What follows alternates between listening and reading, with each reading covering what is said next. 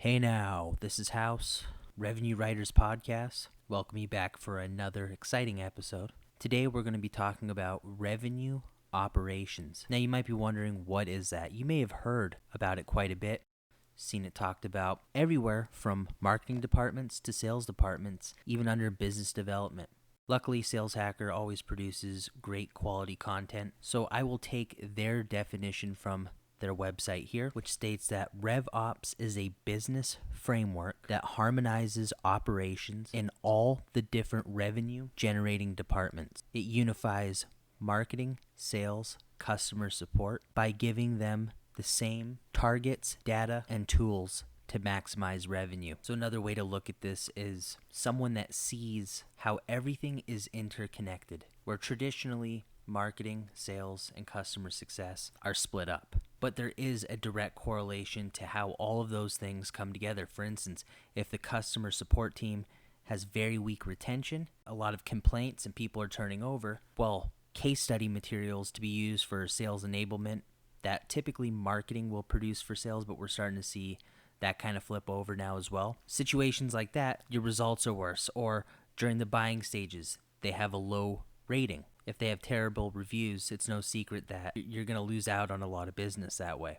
Another thing with marketing is if they're not on the same page, if sales is promoting one service or product line and marketing is doing another, let's say that sales is promoting a higher margin product or service and marketing is doing something that's a little bit more flashy, a little on the sexier side of things, well, that's going to have a direct impact on the business, as opposed to if they were working together and have the messaging aligned. It's more efficient that way too. Now, it's nice to have a word for it. Typically, this is given to a CFO or chief operating officer. We even see that there's chief revenue officers now. But very few understand this role because it's still kind of new. But if you think about back to earlier episodes when we talked about live streaming and webinars, well, think about how marketing and sales would need to come together to talk about how are we going to pitch our brand so it's not so advertorial, but it's more value-based, but also drives in the right type of leads that we would want? What is the next step after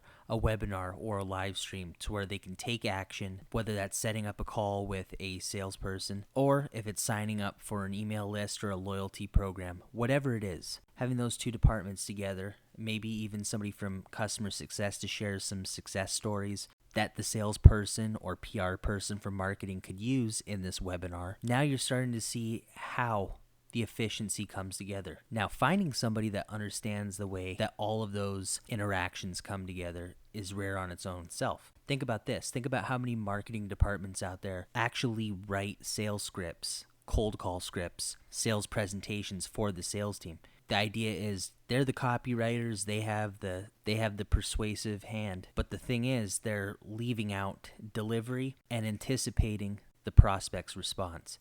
So the messaging is better geared towards marketing. Makes sense, right? You'd have to have a sales copywriter that understands what cold calling is. That's why they're separate arts. So RevOps really is a good step in the right direction, getting more companies on the same page about how businesses are more like a clock. And to be on time, the cogs all have to be working together. If one's off, you're going to be off time.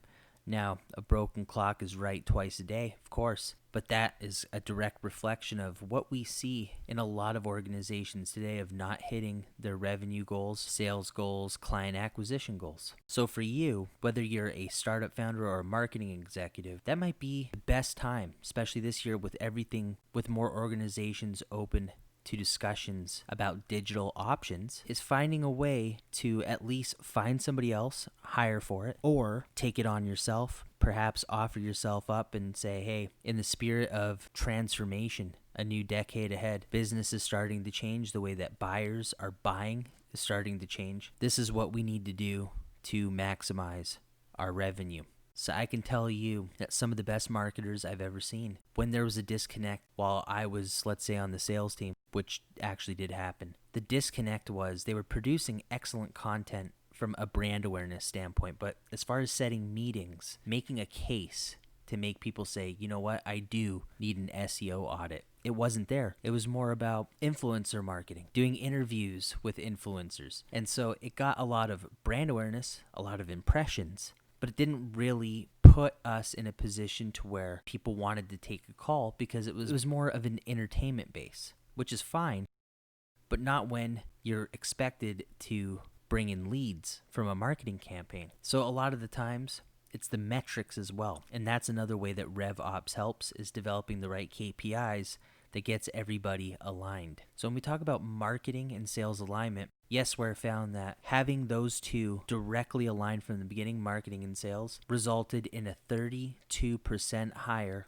in year-over-year growth for revenue. So there is a case to be made for it by the numbers as well. Just something to think about today. Interesting that this is starting to become a topic of discussion. I think it's 5-10 years a little bit too late. It's incredible what may have happened to a lot of companies that got startup funding and then fizzled out simply just by understanding the metrics that people were looking at. Telling a story through data continues to be of utmost importance, especially in this day and age where ROI is going to be everything. People are going to want to see results. They're going to want to see social proof, and the numbers back that. We're starting to see that video is the king when it comes to closing deals. White papers, case studies, blogs, webinars, and you can now add live streaming to that mix. I guarantee you that will be a part of the mix, but by the numbers, the ones that were just mentioned have turned out to be the most effective in today's day and age. So have that discussion about revenue operations. Start looking more into getting the conversation rolling about revenue operations and how you approach generating your revenue streams. You'd be surprised about how many organizations right now at this moment in Q1 are willing to have that discussion. I was surprised myself when I found out after talking to some insiders. So we will see you next time. This is House, the Revenue Writers Podcast, bestrevenuewriter.com. Ciao.